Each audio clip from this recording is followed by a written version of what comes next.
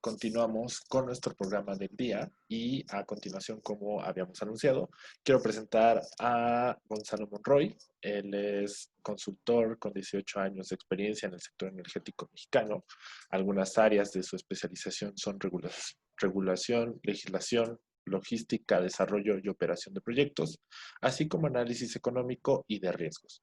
Inició su trayectoria en el sector energético con la consultoría IPD Latinoamérica, donde desarrolló un enfoque matemático riguroso para la elaboración de modelos analíticos y estructurales de demanda y oferta de hidrocarburos. En 2008, se incorporó a la Subsecretaría de Hidrocarburos en la Secretaría de Energía como director general adjunto de planeación. Desde esa posición, supervisó las operaciones de Pemex en Chicontepec. En 2010, empezó a desarrollar proyectos pioneros de energía eólica y en 2012 fundó GEMEC, donde ha asesorado a empresas nacionales e internacionales para participar en el nuevo mercado energético. Y pues, sin más preámbulo, agradezco mucho que nos estés acompañando el día de hoy para esta conferencia magistral, Gonzalo, para tener pues una visión más macro y global del tema que nos atañe hoy en exploración y producción de hidrocarburos. El foro es tuyo. Mi querido Raúl, muchísimas gracias también a toda la gente de Petróleo y Energía. Es un honor estar aquí con ustedes acompañándolos. Así que, sin más preámbulo, pues vámonos un poquito más a la parte de cómo luce sobre todo las perspectivas para México en el futuro y que dónde va a estar parte de las oportunidades, sobre todo los problemas. Eso creo que va a ser muy importante. Así que ahorita déjame pasarme a la pantalla. Y ahora sí, listo. Espero que ya todo el mundo pueda verlo. Y pues bueno, empecemos con la parte de exploración y en producción en México. ¿Y dónde estamos? ¿Cómo llegamos al día de hoy? Un breve índice de dónde estamos. Y creo que voy a volver a entender muy bien cuáles son las dinámicas que están ocurriendo a nivel doméstico en México.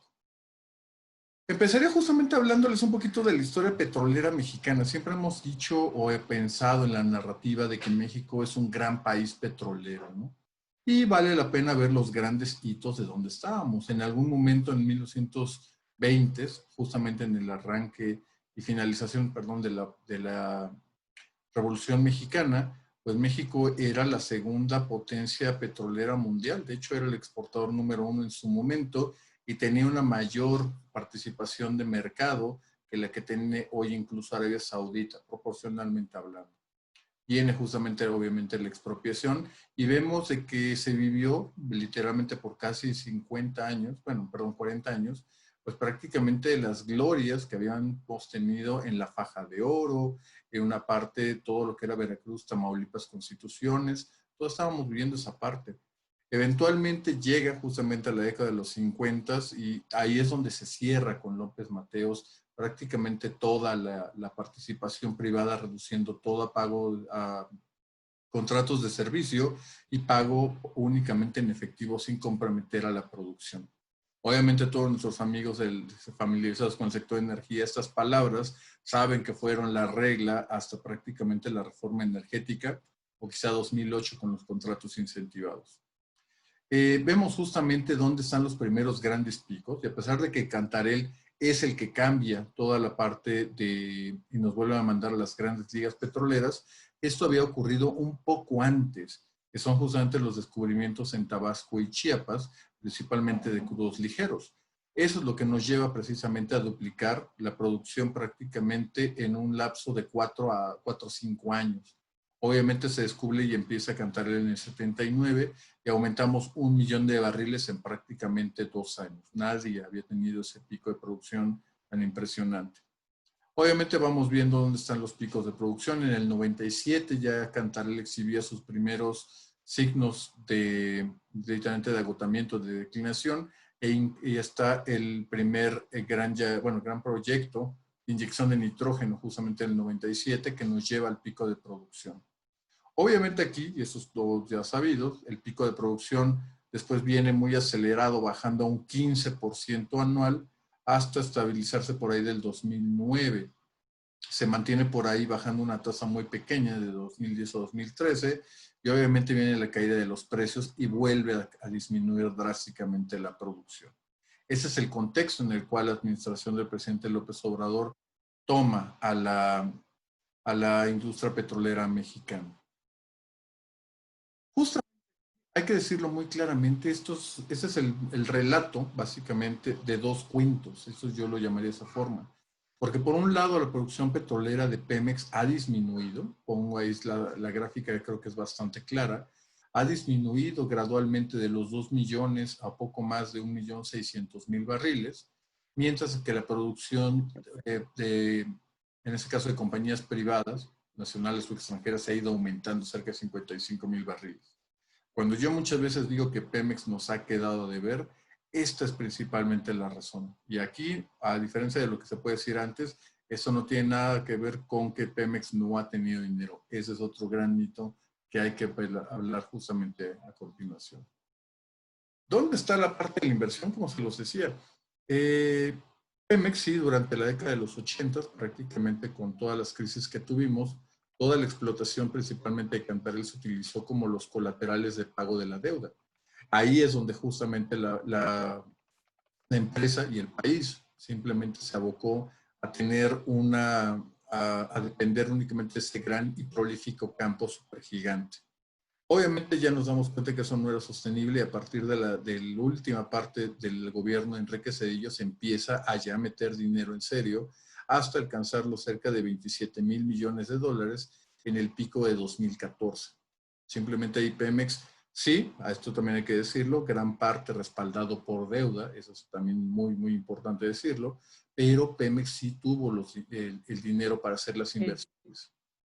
Ahí, de la parte importante que creo que hay que decir aquí es de dónde estamos en términos de la apertura. ¿Cuál era el objetivo de la reforma energética? Primero, romper el monopolio, atraer nuevas capacidades, atraer nuevas inversiones, mejorar la capacidad de ejecución. Por el otro lado, hoy lo que estamos viendo en esta nueva administración es justamente dar atrás esa parte y poner a Pemex al centro de la discusión energética. Esto podemos decir si es bueno o malo, pero vamos a evaluarlo con los criterios adecuados. ¿Qué tanto nos puede dar Pemex a continuación de eso? Obviamente, y esto creo que es el punto fundamental de lo que estamos viendo aquí, de que la actividad va a depender del número de oportunidades.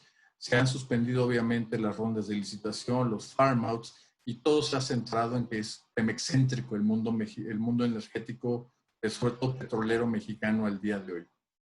Sí, sigue habiendo alguna actividad en los bloques que ya estaban licitados, hay alguna actividad en todo el mercado secundario, hemos visto cómo Eni le ha vendido una participación a Qatar, se han acercado a algunos otros bloques, lo que antes era Sierra Oil and Gas se lo vendió a DEA ha buscado nuevas oportunidades. En ese sentido también hay que ponerlo muy claramente, el efecto que vino de COVID-19 aunado a la nueva crisis de precios que nos llevó al terreno de lo impensable, que eran precios negativos, obviamente ha detenido el sentido de urgencia de desarrollo de las inversiones. Ya no hay tanto apetito por nuevos desarrollos futuros, a menos que ya fueran demasiado avanzados en la cadena. Un ejemplo de ello es lo que está ocurriendo en Guyana, que Guyana ya pensar en la segunda y tercera fase de desarrollo, pues simplemente ahorita vamos a ver cómo va la primera. Algo similar está ocurriendo en Brasil, donde las oportunidades, a pesar de que el presal va demasiado avanzado, no hay ninguna prisa para licitar nuevamente. Veremos cuáles son justamente los efectos, principalmente en la industria en Estados Unidos del shale, qué tanto se ha disminuido, cuántas empresas han quebrado. Amanecemos con que Chevron acaba de comprar a Noble Energy para poder tener una mejor presencia en la parte del shale, principalmente en el Permian.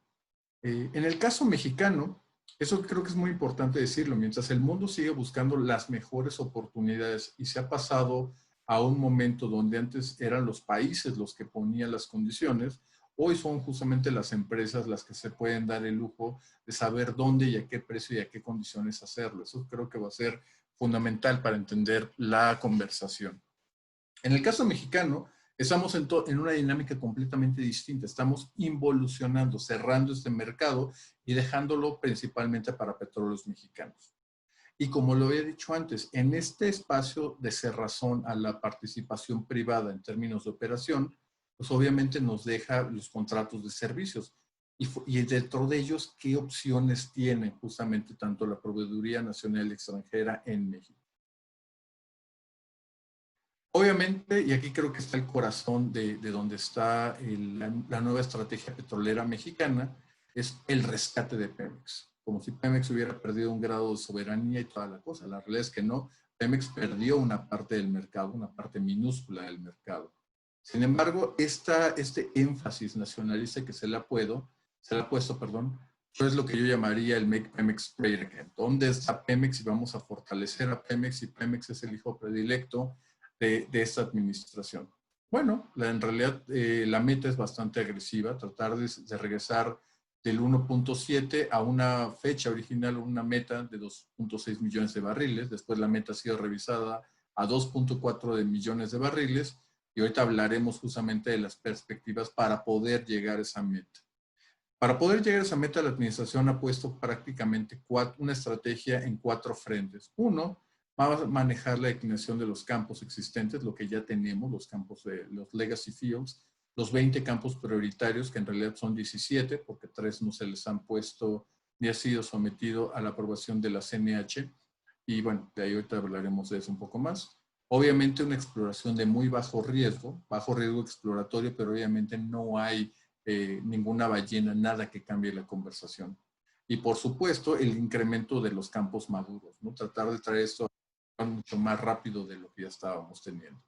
Obviamente esto ha sido repetido hasta el cansancio por el liderazgo energético del país. No se plantean rondas, no se plantean asociaciones, no se plantea más allá de lo que ya hay. Obviamente el resultado pues, es un estancamiento y depender totalmente de Pemex. Como se los había dicho antes, Pemex viene a la baja mientras la producción privada venía a la alza.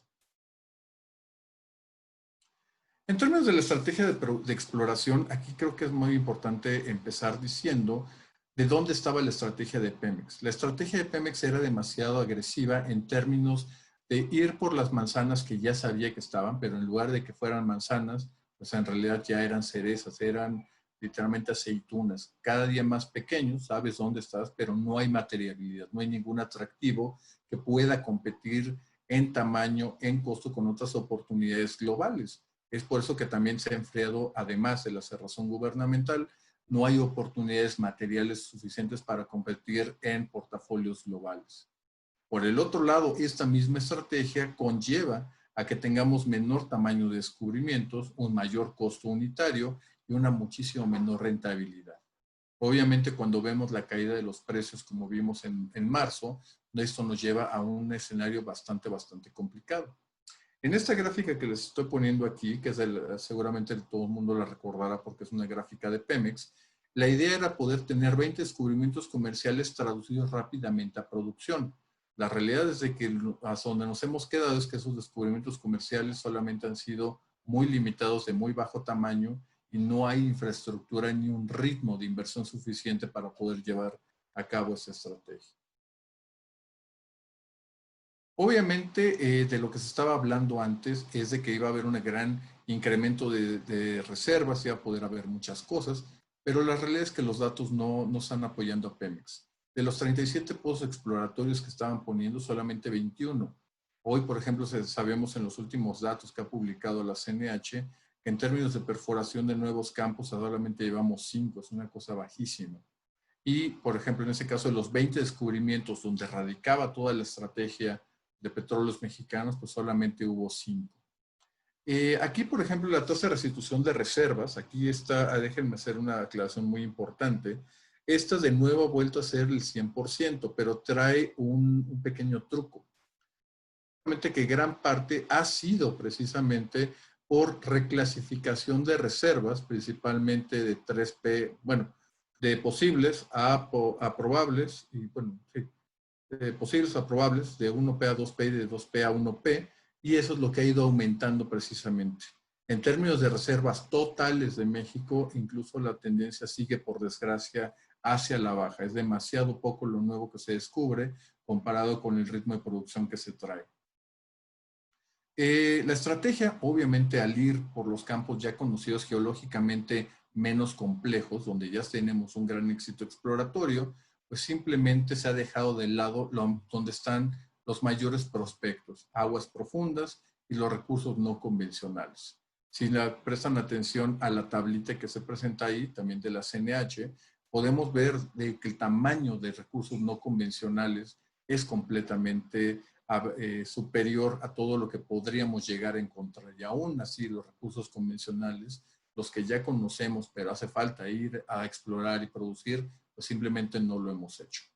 Como un dato, justamente que creo que revela mucho dónde está la situación o la gravedad de este sistema, o de esta estrategia, mejor dicho, es que la Pemex, en este caso, no ha adquirido un solo centavo, no ha invertido un solo centavo de dólar o de peso en la adquisición de nueva sísmica en 2019 y en lo que va de 2020.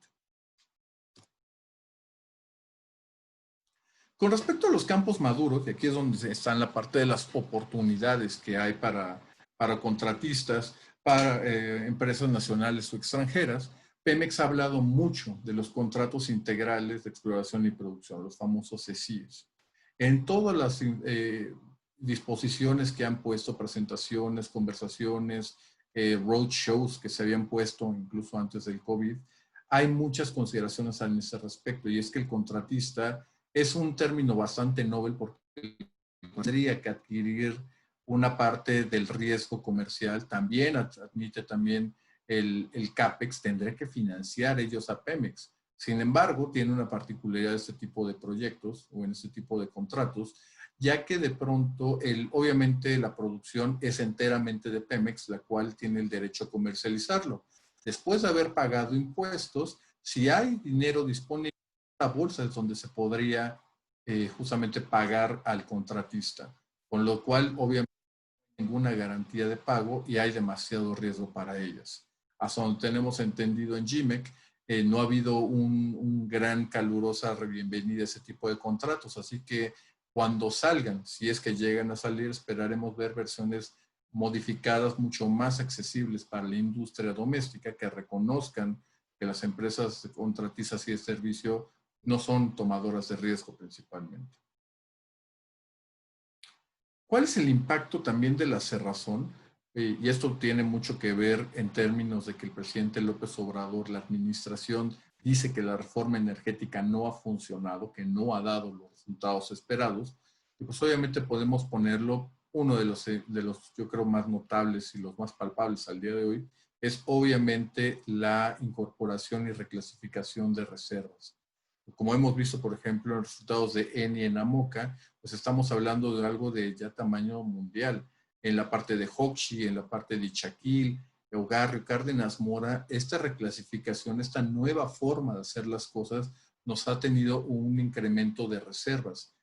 El recurso está ahí. La pregunta es cómo sacarlo y ver si en este caso el habernos casado, o esa administración casándose únicamente con Pemex, será suficiente para darle la vuelta. En este caso hablo aquí un poquito de la producción mexicana, simplemente como el pico de producción nos dio demasiado, pero obviamente la caída pues viene asociada directamente a Cantarell.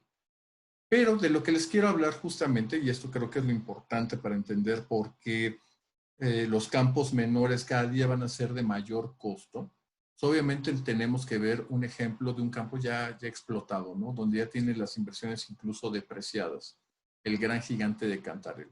Obviamente, mientras Cantarell estaba produciendo por arriba del 1,000,000 de barriles, su costo unitario obviamente era bastante bajo. Su costo de producción estaba por debajo de los $4 que menciona frecuentemente el presidente López Obrador. Hoy, cuando vemos que nos está produciendo poco más de 150,000 barriles, sabemos que su costo de producción ya rebasa los $39, bueno, 38.94. Obviamente tenemos un menor volumen recuperable, hay un daño al casquete, en este caso de ACAL, y pues simplemente esto ha tenido problemas técnicos operativos que no tienen y no se han resuelto, por desgracia. Esto hay que tener aquí las lecciones muy claras para lo que se avecina. ¿Qué va a venir, por ejemplo, después de Kumalopsat? Su pico de producción de 900,000 barriles en septiembre de 2018 ya ha venido disminuyendo, principalmente el campo de Maloob sigue a la baja e incorpora cada día más producción del campo adyacente de Ayatsil, pero obviamente al ser un crudo más pesado, su comercialización, su proceso operativo es un poco más complicado. Como les decía, una de la parte esencial eran los campos prioritarios, ese desarrollo de poder desarrollar los 20 campos y seguir avanzando, pues en realidad es que Pemex se ha quedado demasiado corto a pesar de haber tenido el dinero. Obviamente vemos, y yo creo que la tablita de abajo es la que mejor muestra, si teníamos 20 campos, solamente se tuvieron 4, de una inversión de 42 mil millones de pesos, solamente se perdón, 42 mil millones de dólares, solamente se tiene poco menos de 3,000. Y en producción, en lugar de haber tenido estos 15,000 barriles que nos iba a empezar a subir y a subir y a subir, pues simplemente nos quedamos a la mitad. Y en términos de los pozos, obviamente, y eso también hay que meter aquí la parte de COVID-19, tenemos una parte que es ínfima con respecto a lo que se quería hacer o los planes. Esta creo que es la gráfica que más nos va a implicar hacia dónde va México y el costo, sobre todo, de la cerrazón. En términos de la cerrazón, estaríamos hablando de dónde va la producción petrolera mexicana y creo que vale la pena explicar un poco de los supuestos detrás de estos escenarios. En el escenario alto, se considera prácticamente que el presidente López Obrador es el más neoliberal de todos y empieza a licitar 50 bloques por año con un riesgo exploratorio de un 35% y se empieza a retomar una producción aproximadamente de 2 millones de barriles. Obviamente ahí el precio era un poco más optimista, de $60, y Pemex no perdía el grado de inversión. En un escenario medio, que es donde es una continuación de lo que ya está al día de hoy, ya se consideraba ahí un downgrade de Pemex y precios de $40, pues estamos completamente lejos de la meta de los 2.4. Y un escenario todavía más bajo de una cerrazón donde no Pemex enfrenta una crisis de pagos a proveedores, como ya lo estamos viviendo con un downgrade y con precios más bajos, pues estaríamos hablando que para el fin de la década, o en este caso el fin de la siguiente administración, estaría México llegando al cerca de 1,000,000 de barriles. Eso es muy complicado en términos también políticos para el que sea la nueva administración, al darnos cuenta que con la construcción de Dos Bocas, cuando sea que esta opere, pensando que es a la capacidad de 340,000 barriles, pues estaríamos hablando que va a requerir el Sistema Nacional de Refinación poco menos de 1.5 millones de barriles. Hoy se está sembrando precisamente un problema para la siguiente administración en términos de operación petrolera, pero también política. Es posible que a la siguiente administración le toque por necesidad estar haciendo importación de petróleo, principalmente petróleo ligero, para poder abastecer a nuestras propias refinerías. Hay bastantes preocupaciones con respecto a dónde está hoy la industria con respecto a Pemex. Ya ha habido demasiada simetría y por desgracia el regreso de malas prácticas con respecto a esto. Como les había platicado un poco antes, en términos de los contratos integrales de exploración y producción, los ESIES, ahora se espera que los contratistas puedan absorber parte del riesgo y financiar a petróleos mexicanos. Obviamente esto va a ser muy complicado al haberse cerrado toda la parte del factoraje para poder poner esos futuros recibos de pago de Pemex en la banca comercial y generar el flujo para las operaciones. Como Pemex ya no está respaldando eso, los contratistas no han podido enfrentar esto, lo cual obviamente ha sido devastador para toda la cadena abajo en la proveeduría. Obviamente también tenemos y cierne sobre Pemex esos incumplimientos en los pagos, incluso al llegar al caso de recibir obra, pero no poder facturar. Ya existe una investigación que está en curso ante la Securities and Exchange Commission, la cual hay que esperar precisamente cuál va a ser el resultado, posibles sanciones, y veremos si eso se puede revertir o todavía no. Un elemento colateral, y creo que es uno de los más nocivos de lo que estamos viendo actualmente, es precisamente que Pemex podía utilizar la parte del factoraje, pero ahora que las empresas no pueden colocar esos recibos de pago futuro de Pemex, pues simplemente han aparecido, por desgracia, esos coyotes que facilitan el pago. O sea, a una empresa se le debe 4 millones de pesos, por dar alguna cifra imaginaria, De pronto alguien aparece que les puede garantizar el pago de 3. Y este inter justamente termina siendo bastante nocivo en las prácticas comerciales, contables, y genera un sistema sobre todo de desconfianza en el sector, en las operaciones y en la confiabilidad de las mismas. En términos de las conclusiones, y ahí empezaremos aquí en la parte de las preguntas y respuestas, tiene muchísimo que ver con dónde estamos en términos de la producción. Hoy simplemente sabemos que la meta de producción, más allá de los acuerdos que sí se cumplen o no se cumplen de la OPEP, pues simplemente en Pemex se quedará muy debajo de los 1.8 millones que quería proveer para el siguiente año. La meta en este caso también de la producción privada, un poquito menos de 100,000 barriles, en este momento parece estar on hold. Posiblemente le pegará a los 70, 80 mil barriles como máximo, pero obviamente no es tan significativo. Obviamente también todo, y como se los platicaba, los cambios no son inmediatos, no son de la noche a la mañana. Todas las oportunidades que no se están desarrollando el día de hoy, las vamos a ver sobre todo los efectos en el siguiente sexenio, más allá de 2024, principalmente hacia 2026. Obviamente, y eso creo que es la parte fundamental en donde hay que entenderlo como industria, es que estas son industria tractora. Si tenemos oportunidades de inversión, esto va a ir arrastrando la parte de proveeduría, materiales, equipo, formación de capital humano, obviamente incluso un efecto multiplicador de inversiones y de gasto a nivel de las comunidades. Solamente con más oportunidades se puede incrementar la actividad. Obviamente aquí también, déjenme ser muy claro, no todas las oportunidades son iguales. Mientras un pozo en tierra puede estar costando unos 4 a 6 millones de dólares, todo un desarrollo, por ejemplo, masivo en la parte de recursos no convencionales, obviamente puede ser una bonanza muy importante, pero el trabajo con las comunidades tiene que ser crucial para poderlo llevar a cabo. Por el otro lado, las oportunidades también cuantiosas que tenemos en aguas profundas requieren esas grandes inversiones de largo plazo. El gobierno podría hacer muy bien en mejorar el ambiente de inversión, dar una certidumbre, una certeza de que las inversiones serán respetadas, que el Estado de Derecho se va a cumplir a cabalidad y no dar esos tumbos o esa parte errática que muchas veces vemos. Como les decía, hay una preocupación bastante palpable de que la siguiente administración podría ser una importadora de petróleo. Y obviamente esto en el último punto yo diría sobre todo de lo que les platicaba de Ayatsil contribuyendo a mantener a Kumalopsap. Obviamente vamos a ver que la mezcla mexicana se va a ir haciendo más y más y más pesada, por desgracia. Obviamente al hacerse más pesada va a meter en mayor problemas todo el tema también de refinación, que también tenemos grandes retos por ahí y es de las prioridades que tiene esta administración.